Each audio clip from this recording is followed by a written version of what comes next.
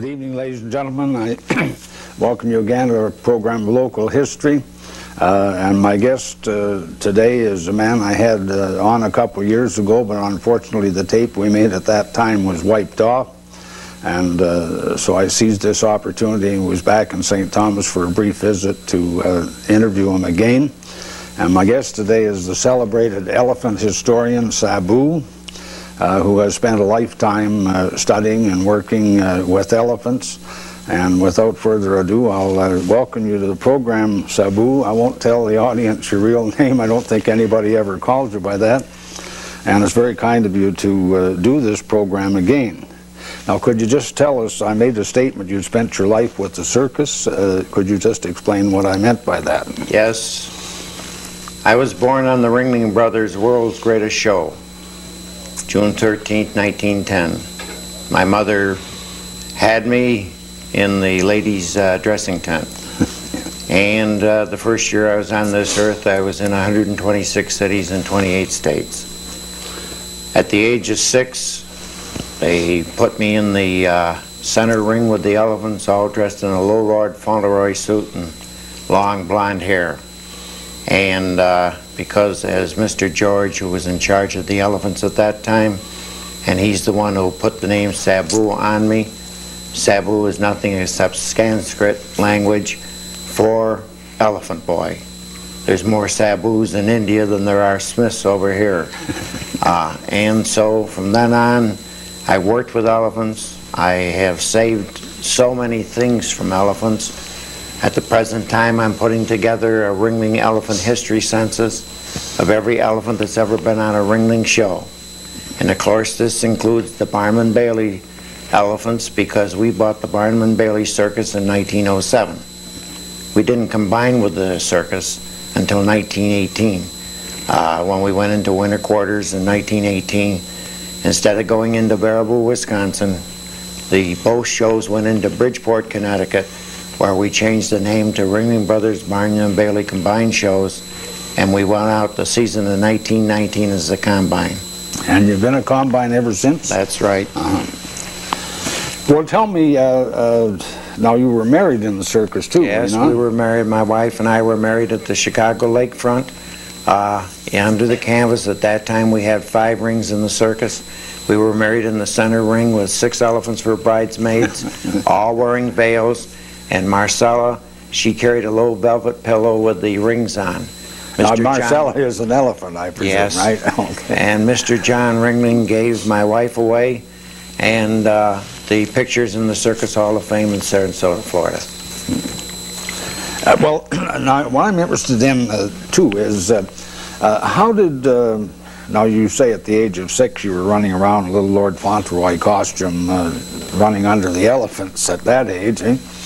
Were you ever afraid of the elephants, or? No, because all the years before that, now I can recall back to about the age of 3, doctors say this is impossible, but I can remember various things at the age of 3. And if mother or father wanted me, they always found me in the menagerie with the elephants. In fact, I spent more time with Mr. George than I did with my father and my mother. Mother, of course, didn't travel with the circus, and father was financial manager to Mr. John. Who was the manager? Who was the owner. Owner, yeah. Yeah. He was the last surviving brother of the Ringling Brothers. Well, this history of elephants, what is the purpose of this? Well, actually, there is no purpose except to a circus shall we say, historian who likes to know almost everything about the circus. Yeah. And I have always kept notes, and I have various papers when we bought the American Circus Corporation. Now, we bought 5 circuses, 5 herds of elephants, and I have all the inventory of those elephants. And therefore, it is very simple.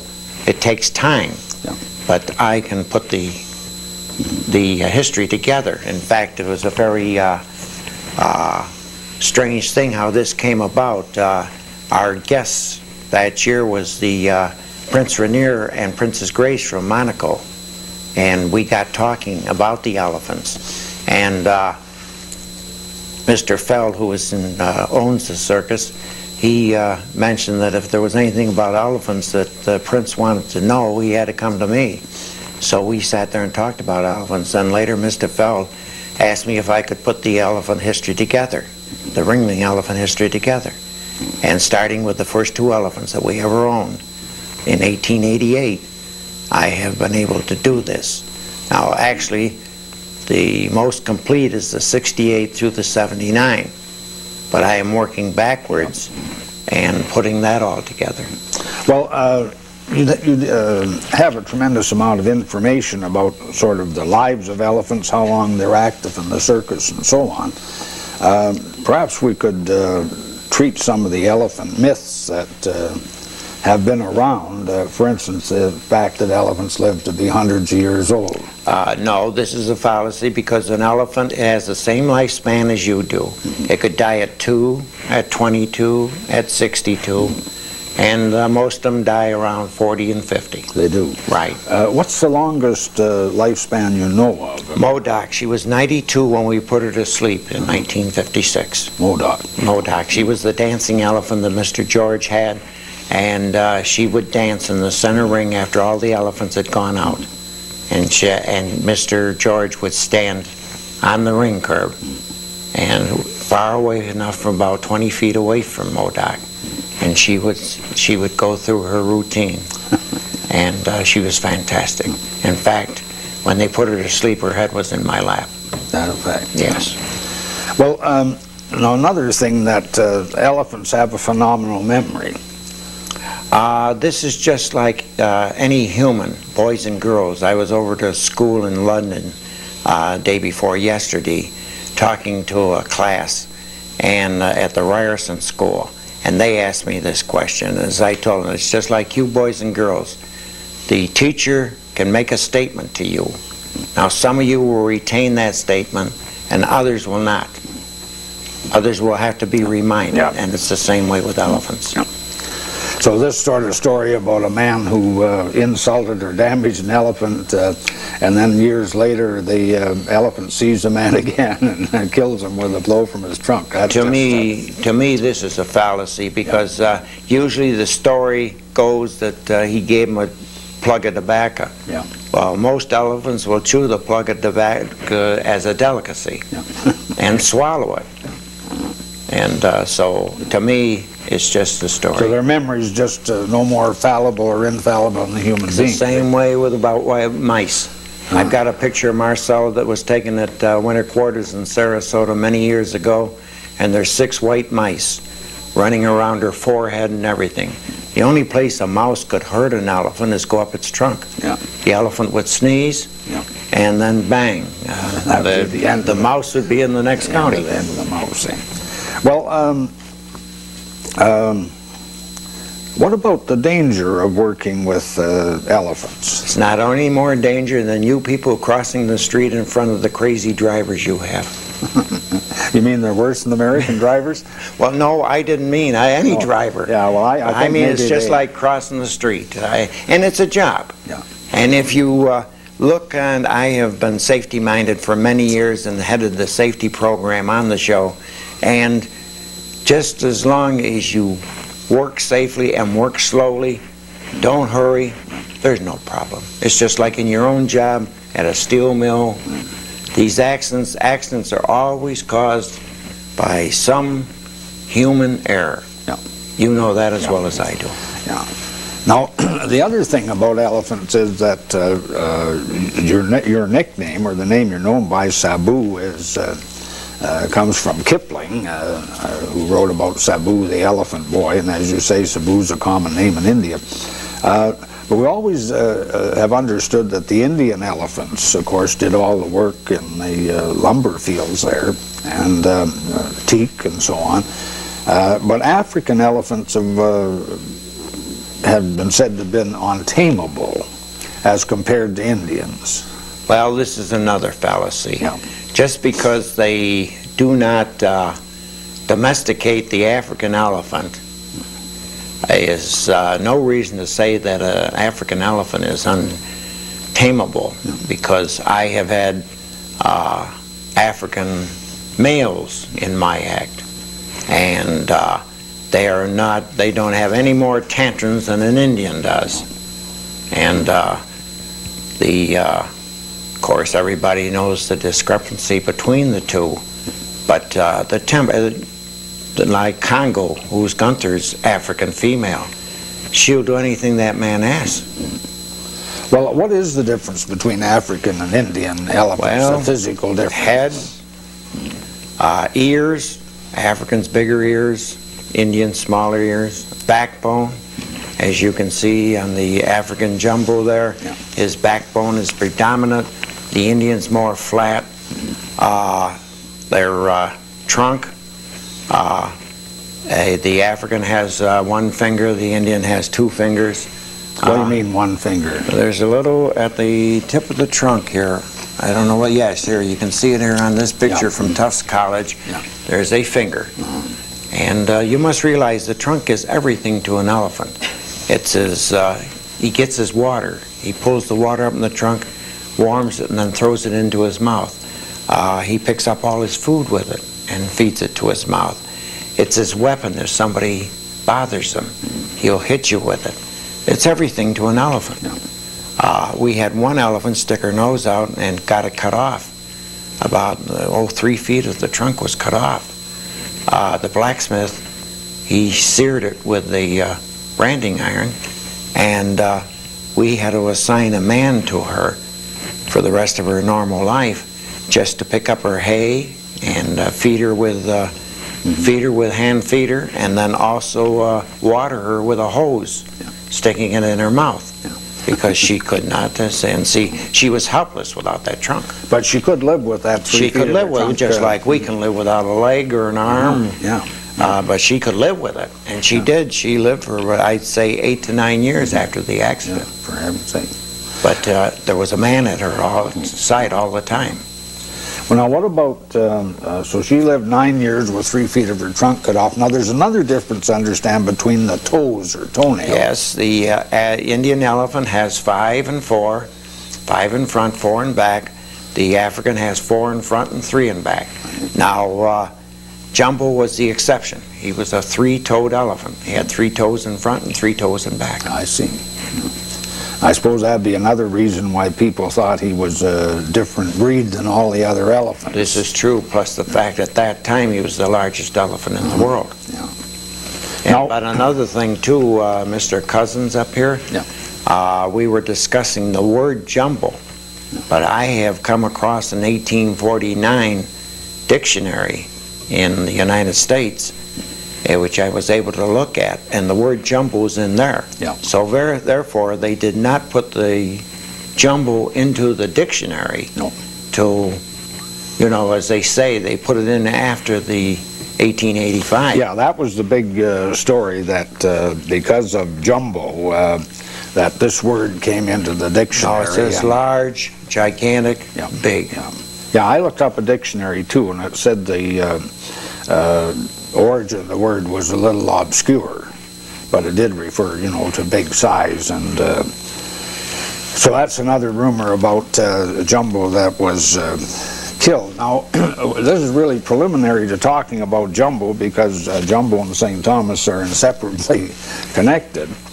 But I'd like to go on a little bit more with the history of elephants. Now, Wayne State... yes, we have an elephant interest group that works out of Wayne State University, Detroit, Michigan.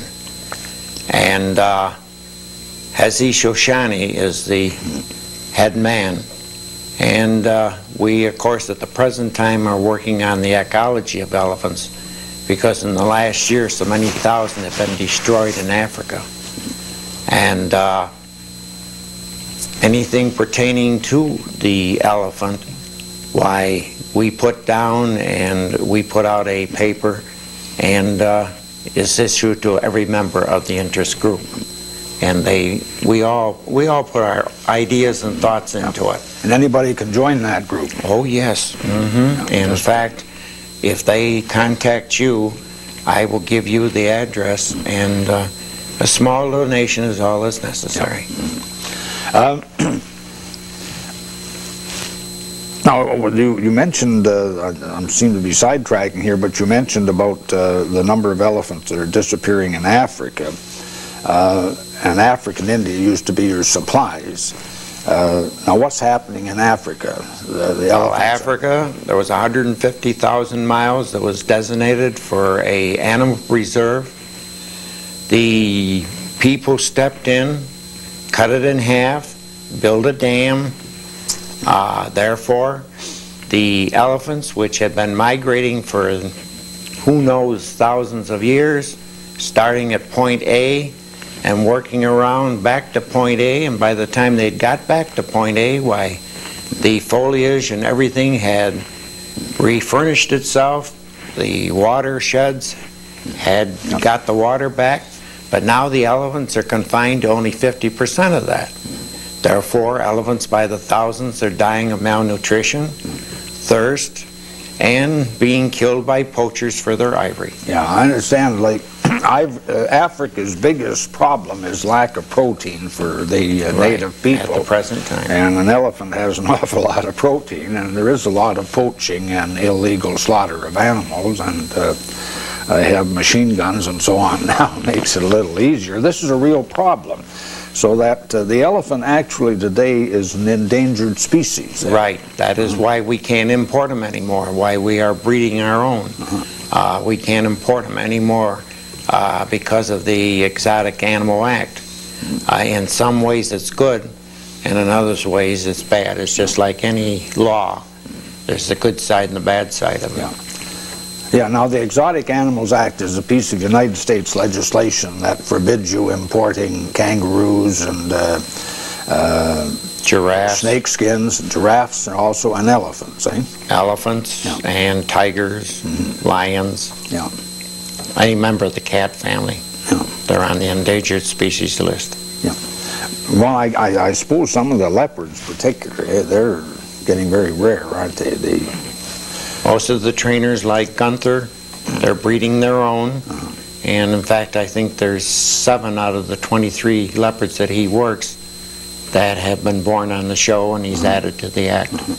Well, now, let's just point out to the people who are watching that there are a large number of zoos in the United States and Canada, and most of them have elephants and leopards and tigers and so on, so that at the present time you're working on a very special job about producing elephants. That is right. We have very facetiously termed that you were running a house of prostitution. Okay. That is true. The show has 5 male elephants, and we have put several $1 million into a breeding compound at Orlando at our Circus World, and we are breeding female elephants there to so that we can there will always be a supply of elephants. We are hoping that it will be a success. One of the elephants is 16 months, and as you know or don't know, 22 months is the gestation period of the elephant. That's how long it takes time of conception until birth, 22 months. 22 months. That's just about 2 years, isn't it? That's a long time. In fact, you just had a baby African born up here at the Toronto Zoo. Oh, did you? Toby Style, the mother. In fact, there was a picture in your London paper here last week with the baby. Oh, yeah. And now, is that from your outfit? Or? No. They mated their, see, they have 8 Africans up there. Oh, yeah. And they mated these 2. Well, now, supposing I'm a zoo owner or a city that has a zoo, and we have a couple female elephants, and what's the fee we'd have to pay to... Probably $10,000 up front. Yeah. And you would lose your female elephant for approximately 5 years. And because the breeding compound gets the first baby, and you will get the second baby, but you also want maybe a 6 months in-between period so that she can nurse her young and before being pregnated again.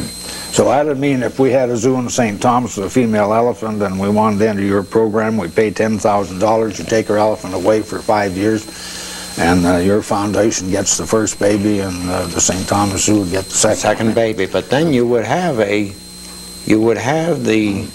nucleus of an elephant population. Yep.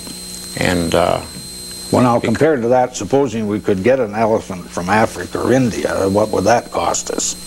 today, any elephant will go $20,000. And if it's trained, it will go much, much higher. So just to get one from the wilds before they're trained or anything is $20,000. So this is not such a bad deal. And, no. And what you're doing here is because the elephant has always been a popular animal with circuses, and the supply is dwindling. You now want to use the how many elephants are there in North America that could be available? I would say there's about 700. That's including the zoos, the circuses, private owners, independent acts. 700 There's just elephants. about 700 elephants. Yeah, now, will that include Canada? That would include Canada. Canada and the United States, Right. 700 elephants. So that's a pretty big population, isn't it? Yes, it is. It's rather interesting that a lot of the endangered species of animals are now being preserved, really, by the work of the zoos. Right. And They're very much into the ecology of any animal. And this is good. This is good. You're getting people that are animal lovers to start with, or they wouldn't be in the business.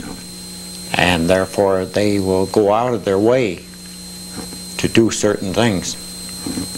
Well, that's very interesting. Now, also, when we were talking about Wayne State, which that elephant organization, there must be a lot of people who are aficionados of the elephant, are there? Oh, yes. Oh, yes. Now, what about St. Thomas, for instance? Oh, you've got quite a few people up here that are fascinating. Believe me, I've been busy every minute since I've been up here. You take Bill Haight, Don Cozens, George Thorman, George Lang, Nipper Scott. You can go right out down the line, and these are fabulous people. And they tell me Centennial's coming up. Yeah, 1881 is our 100th year as a city. Okay, Jumbo should be your theme. There should be your main theme, because actually, even though at one time you were a great railroad center, and I believe you had mills up here, you went through all these things. The railroad has declined, but everybody remembers you for Jumbo. And even though it was a tragic accident, that causes them to remember St. Thomas, Ontario. Well, then I think what we'll do now, this has sort of been a lead up to Jumbo, and I think we'll, what we really want to talk about is the accident that happened in St. Thomas that made St. Thomas famous and resulted in the death of Jumbo. Now, Jumbo, perhaps the most famous elephant that ever lived. Right. Now, can you tell me where he started from? All right. When he was 4 years old, he was captured in the Congo and brought over to the Paris Zoo. Yeah. And a few years later, that was 1861. He came to the Paris Zoo. 1861. Yeah. And what year did he go to London? Well, I think about 60. I would say 65 or 66. Well, anyway, the Paris Zoo wanted a rhinoceros, and the London Zoo had one for trade, and the London Zoo wanted an elephant. So they just traded. It was a rhinoceros for a elephant, and then the elephant happened to be Jumbo. Now I have come up with a picture. We have a picture here of Jumbo when he. The first year that he was in the London Zoo, and that is Matthew Scott, who later became his own trainer and stayed with him 24 hours at a time. That's where he first knew Jumbo. And then when Jumbo was sold in 1882 by the London Zoo to P.T. Barnum, why, Scott was included in the deal. Can I just say something here which strikes me now? I'm sorry to interrupt you. Now, at this time, Jumbo was 4 years old when he was brought to the Jardin des Plantes, or the Zoological Garden in Paris. And then he's sold 4 years later to the London Zoo. Now, at this time in this picture, which is an interesting picture, he's only Matthew Scott is just a little bit higher than Jumbo. That is right. And Jumbo's 8 years old at that time. He will be 8. Yeah, he would be 8 years old at that time, and Matthew was only about a foot above him. Yeah. Well, now, the reason for pointing this out is how long does an elephant take to grow to 14 years to its full growth. 14 years to its full growth. 14 years usually the elephant has its full growth. So this is not always, there are exceptions, but normally the average is 14 years. Now see, he was 1865 through 1882. Yeah. That's 17 years. Yeah. In 17 years, he's grown to the giant that was brought over here. Yeah, now, the rapids grew very rapidly under the care of Matthew Scott, eh? And that's rather interesting that Matthew Scott and Jumbo started this association in 1865. And for the next 20 years, they stayed together. And Matthew Scott had a pretty good job in the London Zoological Gardens, didn't he? He was he did. Expert on birds and in getting species to mate in the museum. But when Barnum bought Jumbo in 1882, Matthew Scott came with them and stayed with them. Because P.T. thought that there would be trouble with the elephant, and whether his men could handle Jumbo or not, he thought that the man that had been with him for 17 years should come over with him. And he offered Matthew a very good incentive. You see, Jumbo traveled. Jumbo didn't travel with the rest of the elephants. Jumbo had his own railroad car. And except for the fact that that little tiny one they put in with him for company. And there's a story about that too. When the accident happened, the small one got a broken leg. And of course next year P.T. Barnum had the female elephant pushing a wagon with a baby elephant on, and there was a big sign said, "This is the elephant that Jumbo saved." But this was just rhetoric, because the elephant that was hurt with the broken leg was put to sleep at winter quarters in Bridgeport. This I know for a fact. Yeah, well, we're getting a little ahead of ourselves here on that. I think we have Jumbo then in that picture that you saw is 8 years of age. And then in 1882, Barnum bought him for $10,000. And of course, by this time, Jumbo had grown to practically full size. Eh? Oh yes, he was full size when he came over here. And he was the biggest elephant that had ever been in captivity at that time. And this caused a great outcry in England. They said, "You're selling our elephant to Barnum in New York." Well, this was all worked by the PR people of P.T. Barnum. The petitions and everything they made up, they ran around. Whether they got actual signatures or not, we don't know. People were paid to scream and yell and shout, just like they are today. You see a rock star, and there's a bunch of screaming people around them. 50% of them are paid. Are they? And it's a PR gimmick. And but I think even P.T. worked it to he really got the English people worked up. Yeah. And it was a fantastic publicity job. So then they Jumbo and they wired Barnum and said Jumbo won't go into the cage, which was to transport him to the boat. And he just lay down in front of the cage, and Barnum was very smart in his answer. He said, "Let her lie." In other words, don't let him lie, don't force her, or don't force him. And he thought that was a pretty smart piece of publicity. So then they took a few more days to get Jumbo to get into the big wagon that carried him down to the boat. And, so he left England on, I have some dates here, sailed on the Assyrian Monarch on 25th of March 1885 and arrived in New York on the 9th of April. And of course the actresses and notables who were on that trip didn't get too much publicity, but Jumbo got a big mention in the papers every day. So actually, he just was 3 years in North America. And to set the background for this accident, in 1885, on the 14th of September, the circus was at Chatham. Came here that evening, had a parade on the morning of the 15th, and had a performance in the afternoon, a performance in the evening, and then went to London on the 16th. And for background for this, we have some difficulty because the Times Journal, or the Times rather, and the Journal, the newspapers for that month, have disappeared. They were burned through a tragic accident, and the only things we have are a couple newspaper clippings, one from September the 17th Times, and one from the Weekly Times of September the 24th, which quotes from the daily papers before that. So all our first-hand accounts are from those two papers. Now what happened was that,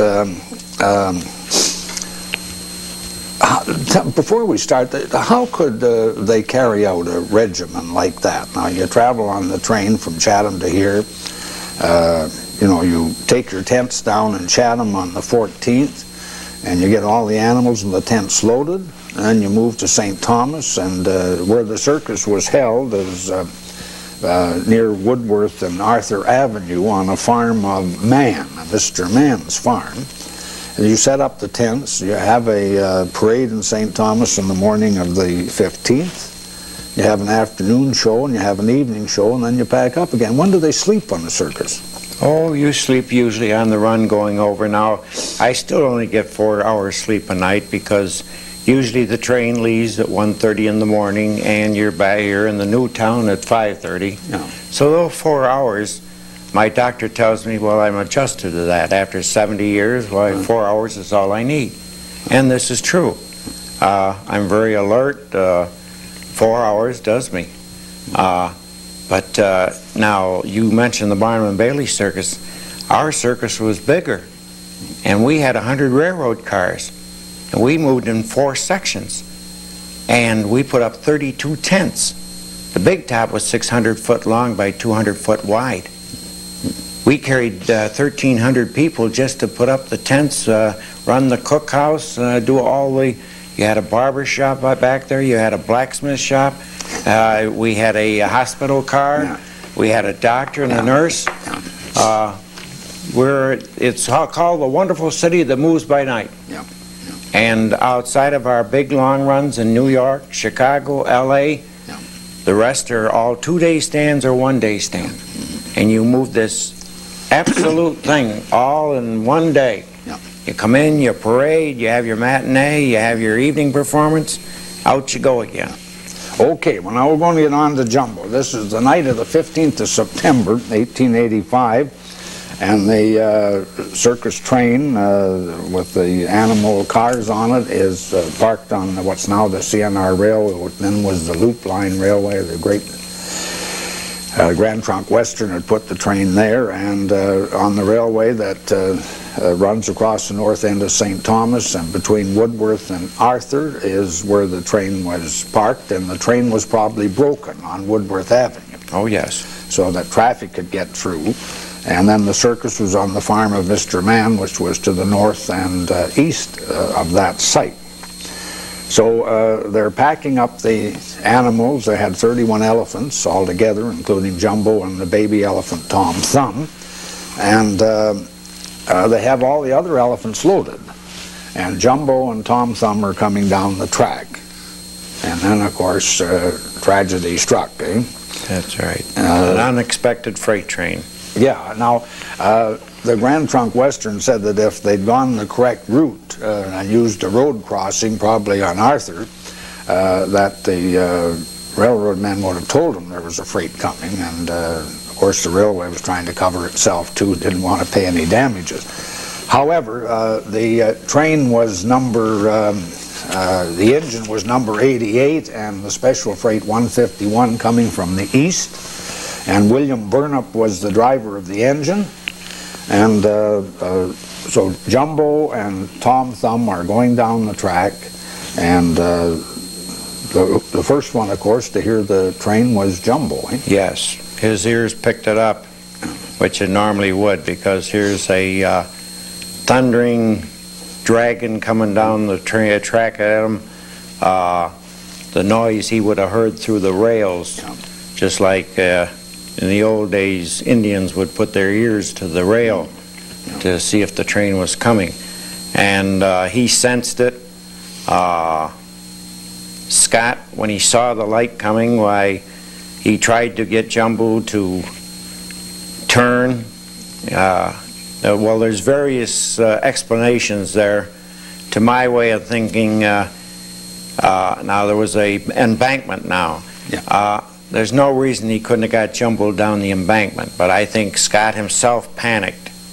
And now you have seen drawings and cartoons and things that Jumbo charged the train. Now this is a fallacy, because Jumbo was hit in the rear. His hide showed that when it was in Tufts College. I have never bought the idea that Jumbo charged the train.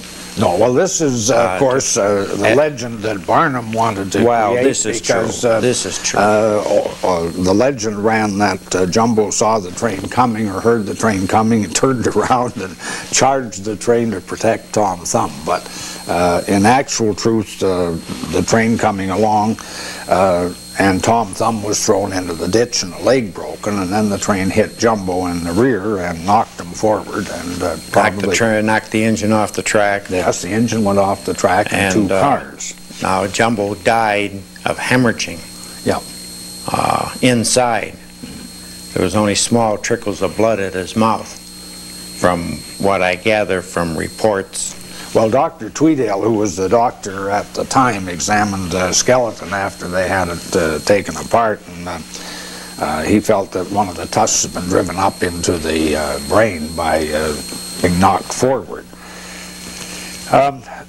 So I suppose what they were doing, that the train was broken at Woodworth Avenue, and now about the embankment thing, there was a rather steep embankment on the north side of the track.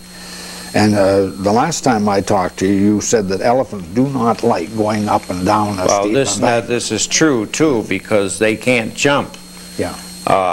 They would have to stiffen their legs and slide down.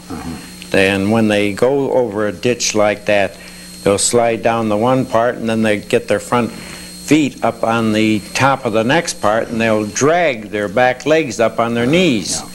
Yeah. And you see, they don't... they're not flexible. Yeah, and I suppose, remember on that side of the, if we're right, now this is one of the things about the Jumbo thing, we don't know whether the picture of Jumbo is on the north side of the tracks or the south side of the tracks. But we think that the steep bank was on the south track. Yeah. And there was also a semaphore cable system along there. Right. And so you would have to step over that to go down. Yeah. You know what I mean? Yeah. I think the thing you're making about elephants not wanting to go down a steep embankment, if he'd had more time, Scott probably could have done it. Oh yes. Oh yes. When Scott and the other people heard the sound of the train and realized it was there, there wasn't very much time. So what they tried to do was to get Jumbo to run. And elephants don't run very fast. You'd be surprised once they get started. Yeah, and to try to get to Woodworth Avenue, where there was a break in the train, and where he didn't get loaded onto his car. And poor old William Burnup, who became famous as the driver of the locomotive,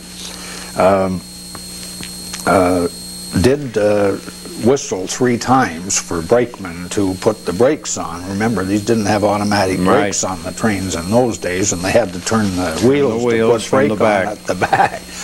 And he also reversed his engine. And he did slow down quite a bit, and he didn't hit Jumbo at a very great speed, but it was enough to knock Jumbo forward, and spectators said it was like a couple trains colliding together.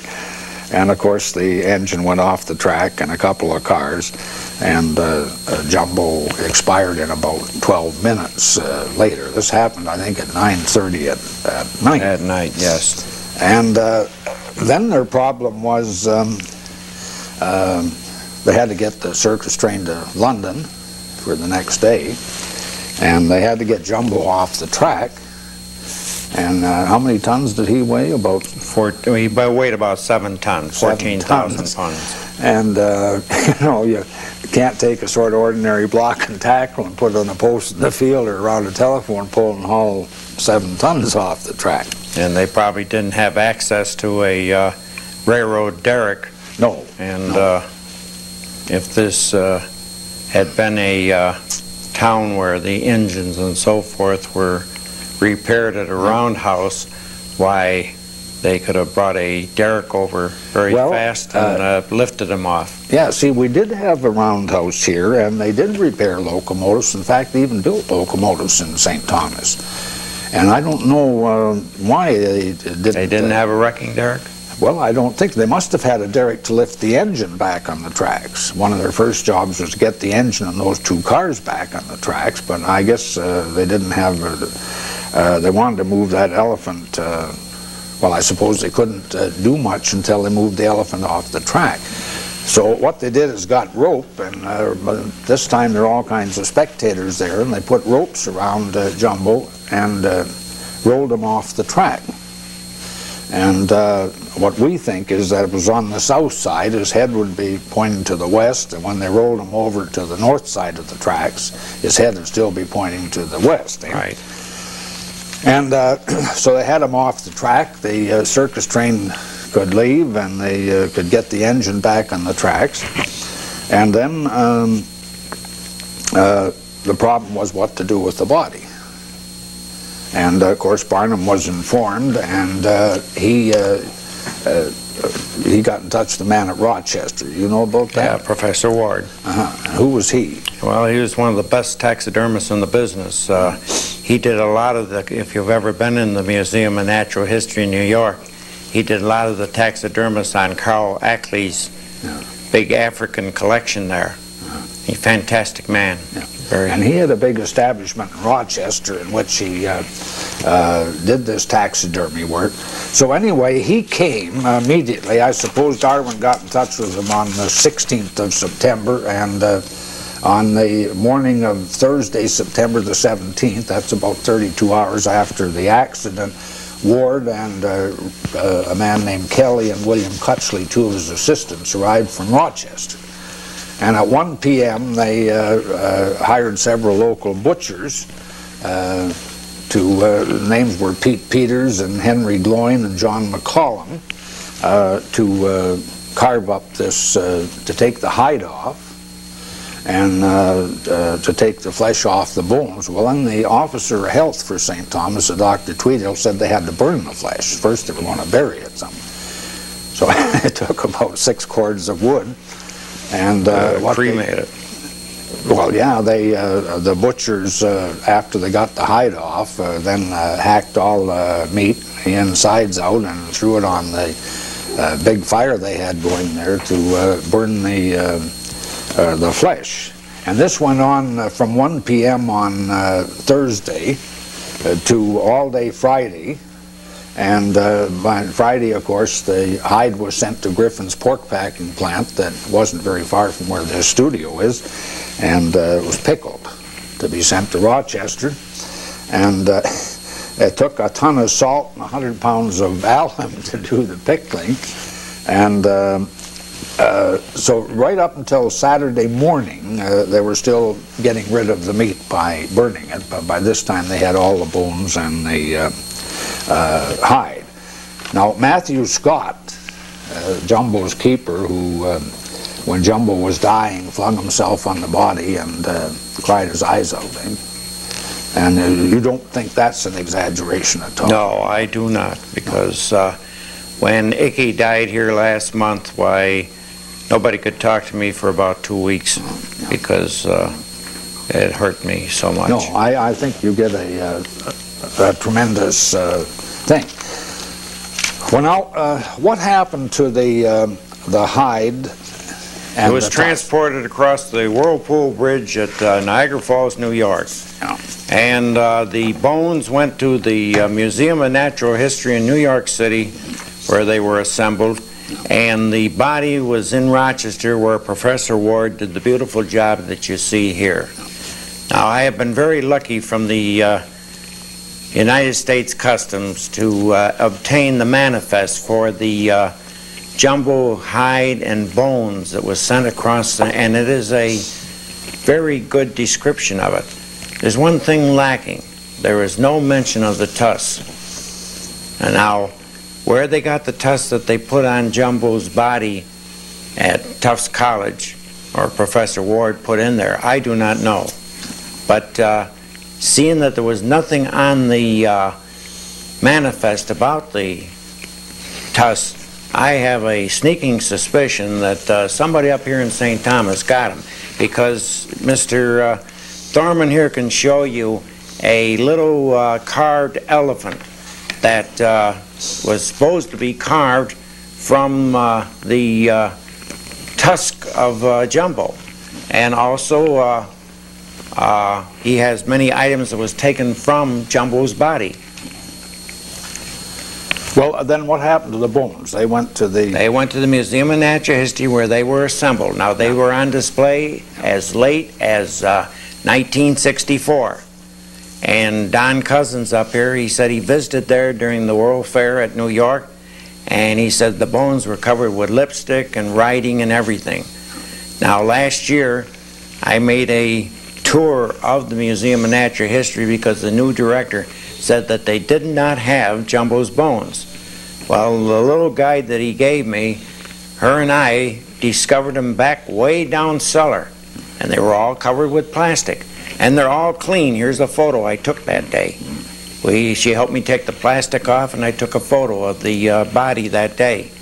And the bones are clean. There's no lipstick on it or anything else. Yeah. Now, can I go back to the hide, because something tragic happened to that hide. Yeah, in 1975. It was at Tufts University, or Tufts College, and Jumbo was a big part of their background, their college yells and everything else. They referred to Jumbo. Now, what happened at Tufts College Museum? Well, P.T. Barnum fixed up a building there and left an annuity that kept it right up to snap, except for one thing. It was a wooden building. And in 1975, it caught fire and destroyed almost everything in there. And so Jumbo's Jumbo's no more. His hide is gone, but they still have the skeleton. Now, I think we come back to St. Thomas. This was a very interesting thing for St. Thomas, and of course everybody went out to the site to see Jumbo and to see him carved up, and of course they had a couple hundred people that helped pull Jumbo over with ropes on the morning of the 16th. And Mr. Mann charged 5 cents a visitor if you came by the gate. I suppose all the school children sneaked in somehow or other. Couldn't have been too many people at school that day. So the most interesting picture is that this, I think, is the most famous picture that St. Thomas ever produced, and it's from the studio of Scott and Hopkins. And this is the death of Jumbo lying dead on the bank. Now, we think that this picture is taken from the north looking south, and that the reason that Scott had the yard engine up there was to cut down a little bit of the sunlight from the southeast.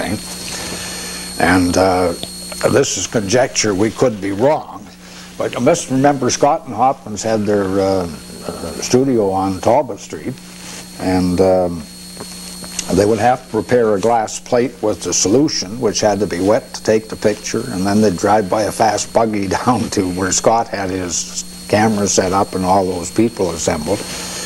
And there were other photographers there, but only Scott's 2 pictures ever seemed to have been in circulation, so the others didn't work. Would you not agree that's... I would agree that the 2 negatives that Scott took, and I had a long conversation with Nipper, his son, that, and he claims there was only 2 pictures taken. Yeah. Yeah. And I have never seen photos of the dead Jumbo. By any other photographer? No. No, I suppose they, that Scott was smart enough to get his plates there in time and have them wet, and I suppose maybe some of the other people, their cameras didn't work as well. Well, I imagine that the fact that he had set up a buggy service between his camera and his studio had a lot to do with it. This was all pre-planning, and he must have been a fantastic photographer to do that. But still a tremendous picture, and unfortunately, do we know anybody in that picture? Outside of Scott, I don't know. This is Scott at the head of the picture, on this, the head of the elephant? Yeah, this is Matthew Scott right here. And someday, if anybody in St. Thomas who's watching this has got a copy of this picture with the names of any of those people on the back, well, Don Cousins and I would like to know, and so would hundreds of other people. Oh, yes, I'd appreciate it very much. Because when I was up here before, I talked to maybe 200 people. And this is no exaggeration, because I got 2 hours of tape. And everybody said they had a relative there. Well, as you can see, there's only about 30 people in the photo. So somebody was misinformed by their parents that they were at the photo. But it's just like we discussed Mr. Robbins the last time I was up here, and found out that Mr. Robbins didn't show until very, very late that he was the boy in the picture. And so we don't know whether he was or not, because we often wondered why he didn't come forward with the big celebration with the, what year was this? Well, in 1935, that was the 50th anniversary of Jumbo's death, and St. Thomas had a sort of old boy celebration, and these signs were made by the St. Thomas metal signs. I wonder if we can get a picture of that one. This is from the museum, and they were put up along Talbot Street, and I think most of them were pinched the first day they were put up. There were a metal outline of an elephant, and it says September 15th, 1885. This particular copy was donated to the museum by George D. Lang, and it's their copy. There are 4 or 5 around town still, so if you have one, hang on to them. They're kind of valuable. Because we pointed out that he didn't come forward in 1935, and he lived right here. And therefore, why didn't he come forward then? So we really don't know who the boy is in the picture. Now, we have a few items taken out of Jumbo's stomach, of course, were all kinds of items, a whole bag full of coins, according to the butchers. But the museum does have a few little things. There's a little pig, which is really a matchbox and comes apart. There's a scratcher on the bottom. Yeah, and there's the little... now, here's the elephant that they claimed was carved out of Jumbo's tusk. This is one reason why I state that the original tusks were not put on Jumbo, because tusks at that time were very easy to obtain. There was no law on ivory and anything, so in fact, with the taxidermists, the taxidermy that Ward did, he could probably had a dozen tusks around the shop. So the museum has several of these little items from Jumbo's stomach, a collar button. There's, I suppose, a little candy prize from a candy package. From like the old Cracker Jack, Cracker Jack boxes. A little pistol. And of course, one of Jumbo's toenails was in the window of Flaw's jewelry for years, and that disappeared after Mr. Flaw died. There's a piece of Jumbo's ear, which is very, very true to life. Somebody I imagine some of the butchers sliced some of the ear, and which wouldn't be too hard to do. You could take it off the fat part up there, and nobody'd ever know. Well, then and one thing we haven't shown you is that this top part, this is the first one I've seen outside of a newspaper, and it belongs to the museum. This is a funeral card to Jumbo that was put out on about the 17th of September 1885, and it says, in memory of Jumbo, King of Elephants, born in Africa in 1861, which is wrong, of course, died at St. Thomas September the 15th, 1885, age 24 years. and this pet of thousands and friend of all.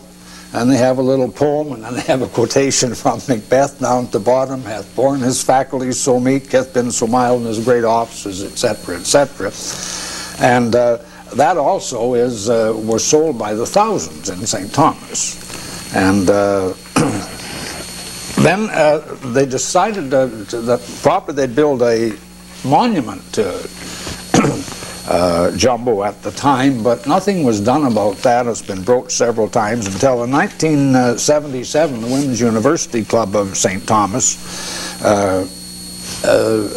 had a plaque erected, and which plaque is now on Woodworth Avenue, and this is the picture of the opening of the plaque, and that is Mr. Robbins, the gentleman with the cane there, I think, who was supposed to have been the... He showed up, and he claimed, and other people claimed, that he was the boy in the original photo taken by Mr. Scott. Now, may I point out one thing, if I have a few seconds left? Jumbo was not a trained elephant. He didn't go in the ring, he didn't stand up on his hind legs, he didn't do a headstand, he didn't dance. All Jumbo did was walk in the ring, and that's all that was necessary at that time. Also, he gave kids rides. And Sabu, I'm going to have to wipe this up. I'm sorry, every time we have you, we seem to run out of time. I'd like to thank you very, very much for taking the time and bringing things from Niagara Falls again. And thank you for watching. And I don't know just when this show is going to be shown, but thank you very much for watching. And thank you, Sabu. Well, thank you for asking me.